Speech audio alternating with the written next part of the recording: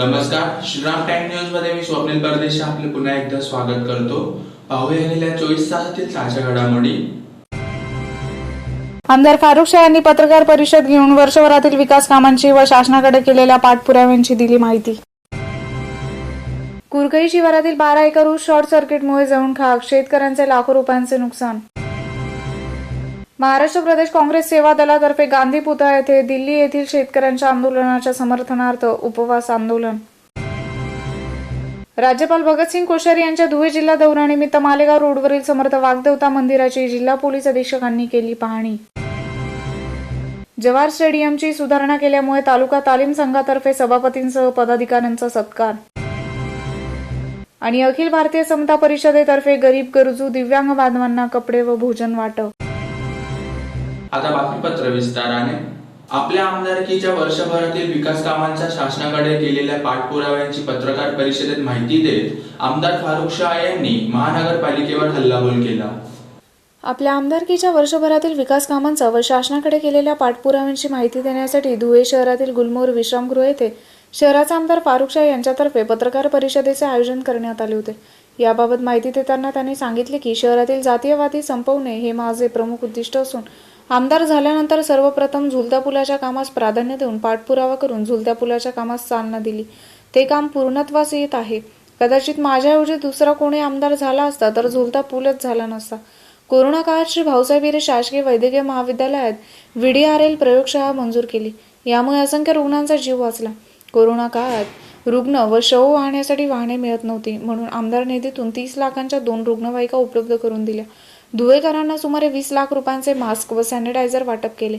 लॉकडाऊनमध्ये सुमारे 4000 गरजूंना अन्नधान्यासह जीवनावश्यक वस्तूंचे वाटप केले। शहरातील 1600 शिधापत्रिका धारकांना प्रत्यक्ष अन्नधान्याचा लाभ मिळवून दिला। मराठा आरक्षणासाठी थेट मुख्यमंत्र्यांकडे पाठपुरावा केला। शहरात संवेदनशील भागात CCTV बसवण्यासाठी 50 लाखांचा निधी मंजूर केला असून लवकरच निविदा काढून पाला बाजार ते लालबाग, गल्ली नंबर 2, अकबर चौक, मनोर चित्रपटगृह, महात्मा गांधी पुतळा, घड्यावाली मशीद, माधवपुरा या भागात CCTV बसवले जात आहे। शहरात विविध ठिकाणी भाड्याच्या जागेत सुरू असलेले 37 शासकीय कार्यालये एकाच छताखाली आणण्यासाठी प्रशासकीय संकुलास मंजुरी मिळवली असून शासकीय धान्य गोडाऊन जवळील शासकीय क्वार्टरच्या जागेत ते उभारले जाणार आहे। तसेच शहरातील मुख्य बस स्थानकाचा विस्तार BOT तत्वावर मंजूर केला असून त्याबाबतचा प्रस्ताव लवकरच सादर होणार आहे। जिल्हा रुग्णालयात 100 खाटांचे प्रसूतिगृह सुरू केले। यासह विविध कामांची माहिती देत शहरात लूट माजवणाऱ्या काही अधिकाऱ्यांची चौकशीची मागणी केली होती। त्यानुसार गृहमंत्र्यांनी ACB चौकशीचे आदेश दिले आहेत।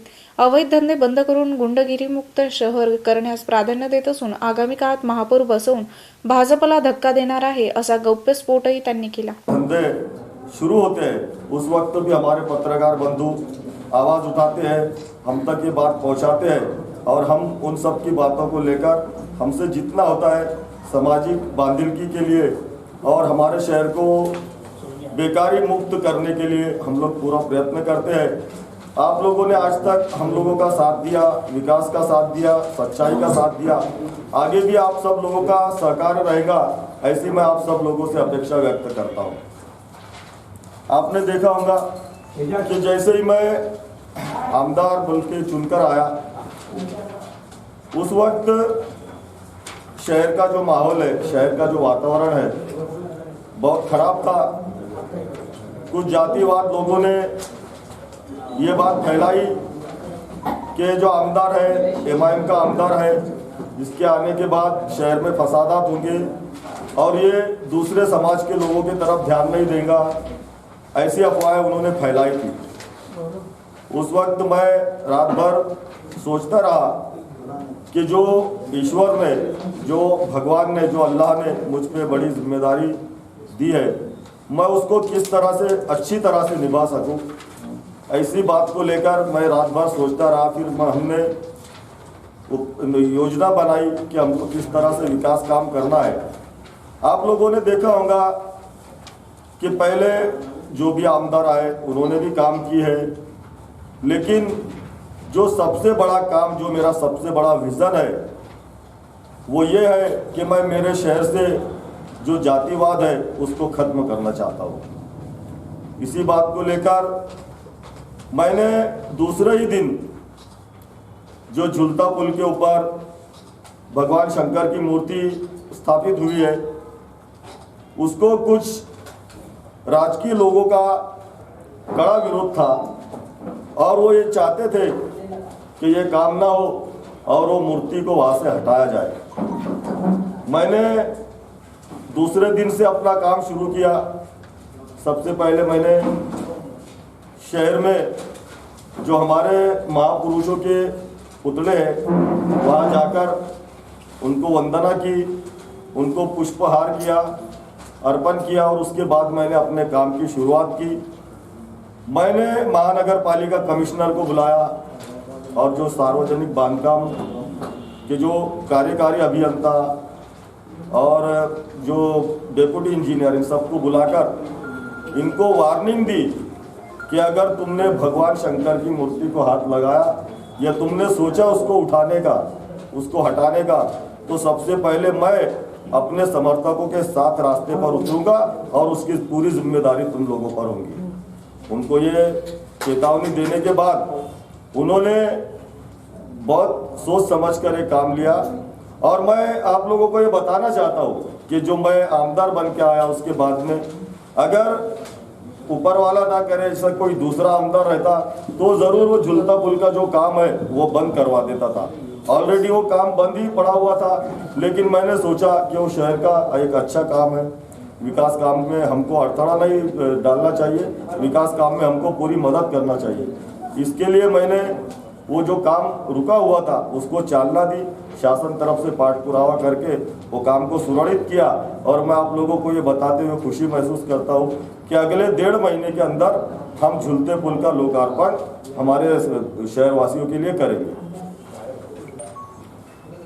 दूसरी बात, आप लोगों ने देखा होगा कि हमारे जो सत्ता स्थापन में 1-1.5 महीने का काल ऐसे ही चला गया।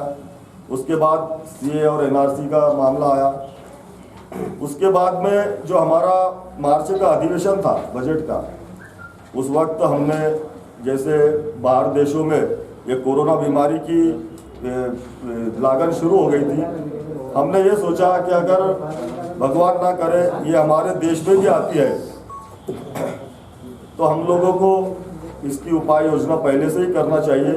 मैंने उस वक्त जो हमारे राजेश टोपे साहब है, आरोग्य मंत्री अमित देशमुख साहब है, उनसे मिलकर हमने उनसे मांगनी की कि हमारे धुलिया के लिए आप एक VDRL लैब मंजूर करो और उन्होंने हमारी बात को मंजूर किया और हमारे शहर में VDRL लैब शुरू हुआ, जिसका फ़ायदा सिर्फ धुलिया जिला को ही नहीं बल्कि जलगांव और नंदुरबार ऐसे जिलों को भी उसका फ़ायदा हुआ।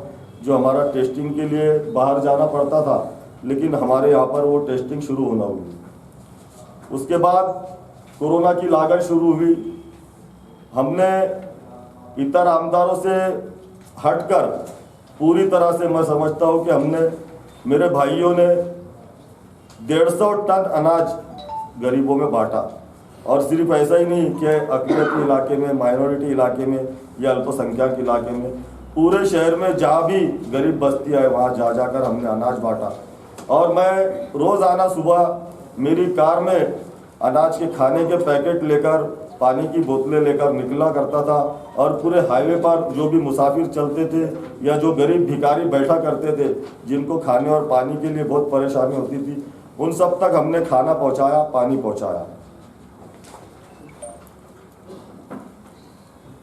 हमने देखा बाद में कि कोरोना के जो पेशेंट बढ़ते जा रहे थे और हमारे यहाँ पर एक भी क्वारंटाइन सेंटर शुरू नहीं हुआ था। हमने जिला रुग्णालय में, हीरे मेडिकल कॉलेज में जाकर वहाँ पर विजिट की और आप लोगों को पता है, आप लोग भी शायद साथ में थे जब जिला रुग्णालय में हम गए, हमने उनको ये पूछा कि अगर हमारे यहाँ पेशेंट आते हैं कोरोना के तो उसके लिए तुमने क्या उपाय योजना की है, तो उन्होंने किसी भी तरह की तैयारी नहीं की थी। मैं उन पर चिढ़ गया और उसके बाद मैंने आरोग्य मंत्री को फ़ोन करके उनसे इनको समझाने का कहा और आपने देखा होगा कि एक बेहतरीन क्वारंटाइन सेंटर हमारे हमने शुरू करवाया था जिला रुग्णालय में। उसके बाद जो पेशेंट को लाने ले जाने में जो दिक्कतें हुआ करती थी, उसी वक्त हमने हमारे जहन में ले लिया था कि यहाँ पर एम्बुलेंस की रुग्ण वाहिका की कमी है, इसलिए मैंने मेरी खुद की निधि से 2 रुग्णवाहिका हमारे शहरवासियों के लिए जिला रुग्णालय को अर्पण किया। तो अतिक्रमण धारक है उनको उसी जगह रेगुलराइज करके उनको 7/12 उतारे दिए जाए, इस बात को हमने आयुक्तों को लेकर बैठा और एक सर्वेक्षण कंपनी हमने अलग से महानगर पालिका को ये निर्देश दिए है और उन्होंने उसका टेंडर निकाला है कि सर्वेक्षण करने के लिए एक एजेंसी अलग से रहेगी जो पूरे शहर के जो गरीब लोग जहाँ पर अतिक्रमण धारक है उनका सर्वे करके उनका प्रस्ताव महानगर पालिका के पास सादर करेगी और उसी जगह उनको रेगुलराइज करके उनको 7/12 उतारा दिया जाएगा। और शहर में 2 ठिकानी जिस तरह से मोहाली उपनगर में घरकुल बने हैं उसी तरह से हम लोग शहर में एक स्लाटर हाउस के पीछे एक बहुत बड़ी जगह है और एक नटराज टॉकीज के बाजू में जो फाइनल प्लॉट नंबर 49 है, इन दोनों जगहों पर घरकुल बांधने के लिए हमने सरकार से मंजूरी ले ली है। उसके बाद आपने देखा होगा कि पिछले हफ्ते हमने मेरे स्थानिक विकास निधि से शहर के 60 दिव्यांग लोगों को 3 चाकी साइकिल का वाटप किया है। उसके बाद जो महानगर पालिका के जो कर्मचारी है, अधिकारी है, उनको 7वां वेतन आयोग लागू नहीं किया जा रहा था। यहाँ पर सत्ता दूसरी होने की वजह से हमारे जो महानगर पालिका के 7वें वेतन आयोग की जो फाइल है उसको साइड में कर दिया जाता था। मैंने पाठ पुरावा करके प्रधान सचिव साहब से मुलाकात की तो उन्होंने हमको ये बहाना किया कि आपका जो स्थापना खर्च है वो बहुत ज़्यादा है, इसलिए आप लोगों को 7वां वेतन आयोग लागू नहीं किया जा सकता। मैंने आयुक्तों को बोला कि आप लोग एक हमी पत्र बनाओ कि हम लोग इसके आगे स्थापना खर्च कम करेंगे और उत्पन्न वाड़ी के लिए हम लोग पूरी प्रयत्न करेंगे। ऐसा एक हमी पत्र बनाकर मैंने वो प्रधान सचिव के पास लेकर गया और प्रधान सचिव साहब को ये कहा कि ये हमारा प्रस्ताव आप नगर विकास मंत्री साहब को दो। नगर विकास मंत्री साहब से के पास बैठकर हमने बहुत अच्छी तरह से उनको समझाया और उन्होंने 7वां वेतन आयोग लागू करने के लिए मंजूरी दे दी है। और मैं समझता हूँ कि इसी महीने से जो महानगर पालिका के अधिकारी कर्मचारी है उनको 7वां वेतन आयोग लागू करके उनकी पगार में दिया जाएगा।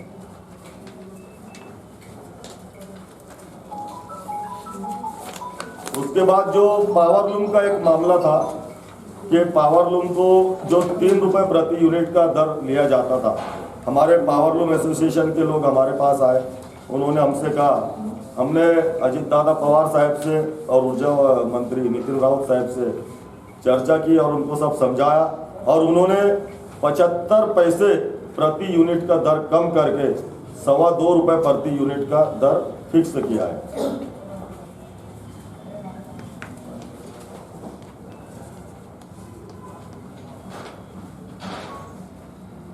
उसके बाद जो वड़जई रोड था जो पूरी तरह से अल्पसंख्यक इलाके से गुजरता है, उसके ऊपर कई पुडारियों ने 20 साल 25 साल राजकारण किया लेकिन वो रास्ता बनाया नहीं। हमने वो रास्ते का काम शुरू कर दिया है और महीने भर में वो रास्ते का वड़जई रोड का काम पूरा हो जाएगा।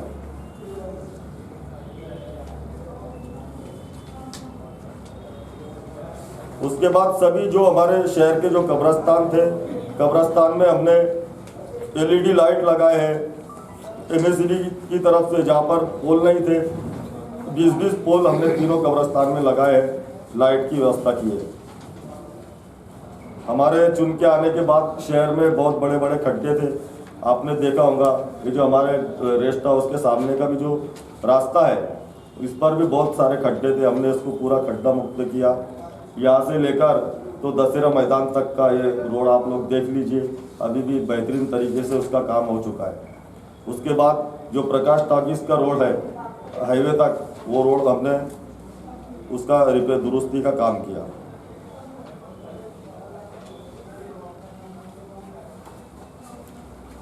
बाद में हमारे जो जलाराम मंदिर है उनकी संरक्षण भिंत के लिए हमारे राजू भाई गुजराती ने एक निवेदन दिया था, उसको हमने मंजूर करके हमारे स्थानिक विकास निधि से 10 लाख रुपए का निधि उनको दिया है और मैं समझता हूँ कि वो काम अभी पूरा होने में आया है।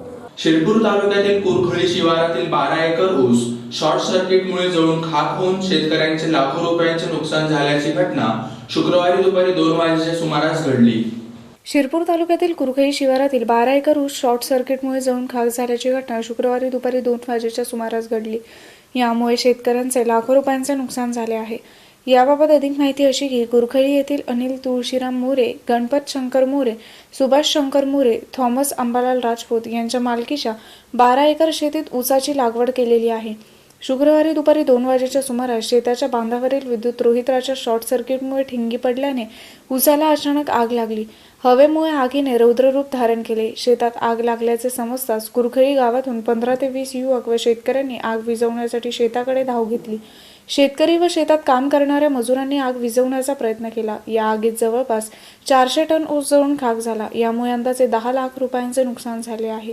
शेताच्या परिसरातील अंदाजे 20 एकर ऊस हा तोडणीला आलेला होता। या अग्निउपद्रवाच्या घटनेची सूचना तलाठी व वीज वितरण कंपनीच्या उंटावत कार्यालयाला दिली। वीज वितरण कंपनीचे कर्मचारी रज्जाक शेख यांनी घटनास्थळी आढावा घेतला। स्थानिक शेतकऱ्यांनी दिलेल्या माहितीवरून तलाट्यांनी पंचनामा केला। शेतकऱ्यांच्या तोंडाशी आलेला घास हिरावला गेला आहे। कृषी कायदे रद्द करावे यासाठी दिल्ली येथे सुरू असलेल्या शेतकऱ्यांच्या आंदोलनाच्या समर्थनार्थ महाराष्ट्र प्रदेश काँग्रेस सेवा दल धुळेतर्फे शहरातील गांधी पुतळा येथे हिरव्या पट्ट्या दंडाला बांधून उपवास आंदोलन करण्यात आले। केंद्र सरकारने केलेले 3ही कृषी कायदे रद्द करावे या मागणीसाठी दिल्ली येथे शेतकऱ्यांचे आंदोलन सुरू आहे। या आंदोलनाच्या समर्थनार्थ हुतात्मा दिन व महात्मा गांधी पुण्यतिथीचे औचित्य साधून महाराष्ट्र प्रदेश काँग्रेस सेवा दलातर्फे शहरातील गांधी पुतळा येथे 11 ते 4 वाजेदरम्यान हिरव्या रंगाची पट्टी दंडाला बांधून उपवास आंदोलन करण्यात आले। महाराष्ट्र प्रदेश काँग्रेस सेवा दलाचे अध्यक्ष विलास अवताडे यांच्या सूचनेनुसार सदरचे आंदोलन करण्यात आले। यावेळी Alok Raghuvanshi, MG. Dhiware, एस.यू. Tayde, comrade LR. राव, हरिश्चंद्र लोंढे, मधुकर शिरसाट, विलास चव्हाण, चंद्रवीर साळवे, प्रमोद सिसोदे आदी उपस्थित होते। महात्मा गांधी यांच्या पुण्यतिथीनिमित्त धुळे जिल्हा काँग्रेस सेवा दल यांच्या वतीने केंद्रामध्ये सुरू असलेल्या शेतकऱ्यांच्या आंदोलनाला पाठिंबा देण्यासाठी आणि या केंद्र सरकारच्या 3 काळे कायदा रद्द झाले पाहिजे यासाठी आमच्या काँग्रेस पक्षाच्या अध्यक्षा सोनिया गांधी व मुख्य संरक्षक लालजीभाई देसाई यांच्या नेतृत्वात विलासजी अवताडे साहेब यांच्या मार्गदर्शनाने महाराष्ट्रभर व धुळे जिल्ह्यामध्ये काँग्रेस सेवा दलाच्या वतीने 1 दिवसीय असे उपोषण करण्यात येणार आहे। यामध्ये शेतकऱ्यांना पाठिंबा देण्यासाठी हिरव्या रंगाची फीत लावून 8 दिवसभर शेतकऱ्यांना पाठिंबा देण्यात येणार आहे। यामध्ये किसान संघर्ष समिती यांच्या सोबत या आंदोलनाला उत्कृष्ट असा प्रतिसाद या ठिकाणी मिळालेला आहे। महाराष्ट्र राज्याचे राज्यपाल भगतसिंग कोश्यारी हे 4 फेब्रुवारी रोजी धुळे जिल्हा दौऱ्यावर येत आहेत। यावेळी ते शहरातील मालेगाव रोडवरील समर्थ वाग्देवता मंदिराला भेट देणार असल्यामुळे शुक्रवारी या मंदिराला जिल्हा पोलीस अधीक्षक चिन्मय पंडित यांनी भेट देऊन सुरक्षितेची पाहणी केली। महाराष्ट्र राज्याचे राज्यपाल भगतसिंग कोश्यारी हे 4 फेब्रुवारी रोजी धुळे जिल्हा दौऱ्यावर येत आहेत। यावेळी ते शहरातील मालेगाव रोडवरील समर्थ वाग्देवता मंदिराला भेट देणार असल्यामुळे शुक्रवारी या मंदिराला जिल्हा पोलीस अधीक्षक चिन्मय पंडित यांनी भेट देऊन मंदिर परिसराची पाहणी केली। मालेगाव रोडवरील शेकडो वर्ष जुन्या असलेल्या समर्थ वाग्देवता मंदिरास भेट देऊन राज्यपाल माहिती जाणून घेणार आहेत। त्या दृष्टिकोनातून जिल्हा पोलीस अधीक्षक चिन्मय पंडित यांच्यासह आयुक्त अजित शेख, अपर पोलीस अधीक्षक प्रशांत बच्चा आदींनी समर्थ वाग्देवता मंदिराला भेट देऊन पाहणी केली। दौऱ्यादरम्यान कुठलाही अनुचित प्रकार घडू नये याची संपूर्ण जबाबदारी पोलीस प्रशासनावर असल्याने आवश्यक असलेल्या सर्व उपाययोजना करण्यात आल्या आहेत। यावेळी काँग्रेसचे जिल्हा उपाध्यक्ष मुकुंद कोळवले, विजय डोंगरे, विवेक कुलकर्णी आदी उपस्थित होते। दिनांक 4 फेब्रुवारी 2021 रोजी जो नियोजित महाराष्ट्राचे महामहिम राज्यपाल यांचा दौरा आहे धुळे येथील वाग्देवता मंदिरात, तर त्या दृष्टीने इथली जी सगळी सुरक्षा उपाययोजना आहे त्याची पाहणी आज आम्ही महानगरपालिका आयुक्त, मी आणि आमचे सर्व अधिकारी यांनी मिळून केली। तसंच काय नियोजन असणार आणि इथे काय कार्यक्रम असणार आणि त्या दृष्टीने कशी सुरक्षा उपाययोजना करायची याचं देखील आम्ही नियोजन या ठिकाणी केलं। तर हा कार्यक्रम अत्यंत चांगला आणि सुरक्षित होईल अशी मला खात्री वाटते। धुळे शहरातील देवपुरातील जवाहर स्टेडियमसाठी मनपा प्रशासनाने निधी उपलब्ध करून सुधारणा केल्यामुळे तालुका तालीम संघातर्फे मनपा सभापती व पदाधिकाऱ्यांच्या सत्कार समारंभाच्या कार्यक्रमाचे आयोजन करण्यात आले होते। धुळे शहरातील कुस्तीगिरांसाठी असलेल्या जवाहर स्टेडियमची मनपा प्रशासनातर्फे निधी उपलब्ध करून सुधारणा करण्यात आल्यामुळे तालुका तालीम संघातर्फे सत्कार सोहळ्याचे आयोजन करण्यात आले होते। शहरातील जवाहर स्टेडियम हे गेल्या काही दिवसांपासून बंद अवस्थेत होते, त्यामुळे स्टेडियमची मोठ्या प्रमाणात दुरावस्था झाली होती। राज्यात कुस्तीची पंढरी म्हणून धुळे शहरात ओळख आहे। त्याच पार्श्वभूमीवर मल्लांना सराव करण्यासाठी देवपुरात जवाहर स्टेडियमची उभारणी करण्यात आली होती, परंतु स्टेडियमची दुरावस्था झाल्यामुळे मल्लांना सराव करणे, कुस्त्यांची दंगल घडवणे शक्य होत नव्हते। म्हणून स्टेडियमची सुधारणा करण्यात यावी यासाठी तालुका तालीम संघाचे अध्यक्ष कल्याण गरुड व पदाधिकाऱ्यांतर्फे मनपा स्थायी समिती सभापती सुनील बैसानी यांच्याकडे मागणी केली होती। सदर मागणीला प्रतिसाद देत सभापती बैसानी यांनी जवाहर स्टेडियमच्या सुधारणेसाठी 15 लाखांचा निधी उपलब्ध करून दिला व स्टेडियमची उत्तमपणे सुधारणा करण्यात आली आणि सुधारणा झाल्यानंतर लागलीच कुस्त्यांच्या दंगलीचे आयोजन करण्यात आले होते।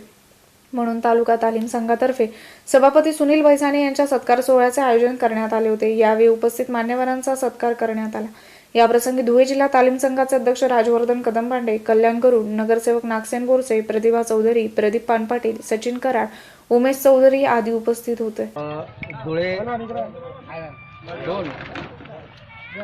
धुळे जिल्हा आणि धुळे तालीम संघ आणि 1964 सालापासून ज्या जवाहर स्टेडियमची निर्मिती झाली, अनेक वर्षांपासून या जवाहर स्टेडियमचं आणि धुळे तालीम संघाचं आणि महाराष्ट्रामध्ये कुस्तीची पंढरी म्हणून धुळे जिल्हा हा ओळखला जातो आणि या कुस्तीच्या पंढरीमध्ये अनेक नामवंत मल्ल या मातीने दिलेले आहेत। महाराष्ट्रामध्ये नव्हे तर देशामध्ये त्या मल्लांचा नावाचा गवगवा झालेला आहे आणि अशी ऐतिहासिक पार्श्वभूमी असलेलं हे जवाहर स्टेडियम हे अनेक वर्षापासून इथं बंद अवस्थेमध्ये होतं। अनेक मल्ल हे अनेक व्यायामशाळेमध्ये आपल्या परीने व्यायाम करत होते। अनेक स्पर्धा राज्यस्तरीय जिल्हास्तरीयच्या होत होत्या, परंतु ह्या लाल मातीतला मल्ल या जवाहर स्टेडियमच्या भूमीमध्ये आपली डावपेच आणि ताकद आजमावण्यासाठी उत्सुक होता आणि माझ्याकडे धुळे जिल्हा तालीम संघ आणि मल्लयोद्धा महासंघ याच्या माध्यमातून स्टेडियमची दुरुस्ती आणि नूतनीकरणाचा विषय घेऊन आले आणि तो विषय घेऊन झाला असल्यानंतर मी त्यांना शब्द दिला होता की येणाऱ्या काळामध्ये धुळे जवाहर स्टेडियम हे अद्ययावत नूतनीकरून सर्व मल्लांना खुले करण्यात येईल आणि त्यानुसार आम्ही 15 लाखाची या ठिकाणी तरतूद केली होती। महापौर साहेबांनी देखील त्या तरतुदीला मंजुरी दिली होती आणि 15 लाखाची तरतूद केल्यानंतर मी फक्त 6 ते 7 लाखामध्ये हे काम हे धुळे जवाहर स्टेडियमचं केलेलं आहे आणि ते काम झाल्यानंतर 26 जानेवारीच्या दिवशी या ठिकाणी मल्लांचं गर्दी आणि उत्साह बघून मला देखील माझं हर्ष भरून आला की या ठिकाणी जर कुस्तीप्रेमी एवढ्या मोठ्या संख्येने जर असेल तर या कार्याला आपण पुढे चालना का देण्यात येऊ नये। या ठिकाणी बसण्यासाठी तर जाऊ द्या, उभं राहण्यासाठी सुद्धा जागा उपलब्ध नव्हती। 10 ते 15 हजार जनसमुदाय या ठिकाणी आला होता आणि त्या दृष्टिकोनातून मी केलेल्या कामाची माझा येणाऱ्या काळामध्ये माझ्या कामाला चालना मिळण्यासाठी धुळे जिल्हा तालीम संघाच्या वतीने माझ्या या ठिकाणी सत्कार आदरणीय माजी आमदार राजवर्धन कदमबांडे साहेब यांच्या हस्ते करण्यात आलं। सर्व तालीम संघाचे माजी मल्ल या धुळे तालुका तालीम संघाचे अध्यक्ष विशाल गौरव, माझा जो लहान भाऊ येतो होता, माझ्या समेत या प्रभागातील नगरसेवक नागसेन भाऊ बोरसे उपस्थित होते, आमच्या ताईसाहेब प्रतिभाताई चौधरी आणि ह्या प्रभागातील 4 नगरसेवकांनी मला या ठिकाणी सहकार्य केले। सर्व तालीम संघांनी सहकार्य केलेले आहे। मी धुळेकर नागरिकांना विनंती करतो, येणाऱ्या काळामध्ये ह्या स्टेडियमचं नाव संपूर्ण देशामध्ये जाईल अशा पद्धतीचं तुम्ही याच्या स्टेडियमचं रक्षण करावं। या ठिकाणी तुम्ही मालक आहात, महानगरपालिका मालक नाही आहे, तुम्ही मालक असून या वास्तूची कसं संरक्षण होईल याच्या दृष्टीने आपण या ठिकाणी कार्य करावं। या ठिकाणी कोणाचं यश अपयश हे त्याच्या कामावर अवलंबून असतं, म्हणून कुस्तीगीर संघाने किंवा कुस्तीप्रेमींनी येणाऱ्या काळामध्ये आपल्या खेळावर लक्ष द्यावं आणि खेळामध्ये लक्ष देऊन धुळे जिल्ह्याचं नाव लौकिक करावं अशा पद्धतीने मी तुम्हाला आव्हान करतो। माझा या ठिकाणी सत्कार झाला त्याबद्दल मी धुळे तालीम संघाचं जिल्ह्याचं या ठिकाणी आभार व्यक्त करतो। राष्ट्रपिता महात्मा गांधी यांची पुण्यतिथी व हुतात्मा दिनाचे औचित्य साधून धुळे शहरातील अखिल भारतीय समता परिषदेतर्फे गांधी चौकात गरीब गरजू दिव्यांग बांधवांना कपडे व भोजन वाटपाचा कार्यक्रम संपन्न झाला. राष्ट्रपिता महात्मा गांधी यांची पुण्यतिथी व हुतात्मा दिनाचं औचित्य साधून धुळे शहरातील अखिल भारतीय समता परिषदेतर्फे गांधी चौकात गरीब गरजू दिव्यांग बांधवांना कपडे व भोजन वाटप करण्यात आले. अखिल भारतीय समता परिषदेचे आझादनगर विभाग प्रमुख गुलाब माळी यांच्या वतीने सदर कार्यक्रमाचे आयोजन करण्यात आले होते. यावेळी गुलाब माळी, राजेश बागुल, गोपाल देवरे, ज्ञानेश्वर माळी, बी महाजन, अनिल बोरसे, आनंदा चौधरी, राजेंद्र गांगुडे, राजू सोनार, विजय शिरसाट, भारत वाकडे, विनोद पाटील, योगेश पाटील, विनोद माळी, दुर्गेश जोशी, राजेंद्र बैरागी, आसिफ शेख, विजय ऐरे आदी उपस्थित होते. धुळे जिल्हा अखिल भारतीय महात्मा फुले समता परिषदच्या संस्थापक अध्यक्ष आदरणीय ओबीसी उदय सम्राट माननीय छगनरावजी भुजबळ साहेब यांच्या आदेशाने धुळे जिल्ह्याच्या वतीने राष्ट्रपिता महात्मा गांधी पुण्यतिथीनिमित्त हुतात्मा दिन निमित्त आज गरजू गरीब दिव्यांग बांधवांना अन्न व कपडे वाटप करण्यात आले. तसेच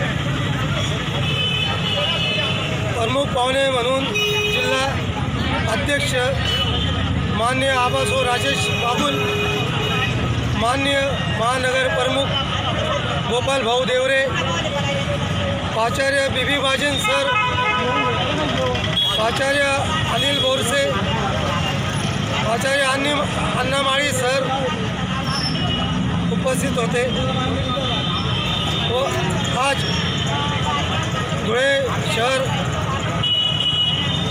अखिल भारतीय महात्मा फुले समता परिषदेचे आझादनगर विभाग प्रमुख गुलाब माळी आयोजक होते व आज राष्ट्रपिता महात्मा गांधी यांच्या पुण्यतिथीनिमित्त हुतात्मा दिन निमित्त गरजू गरीब दिव्यांग व अपंग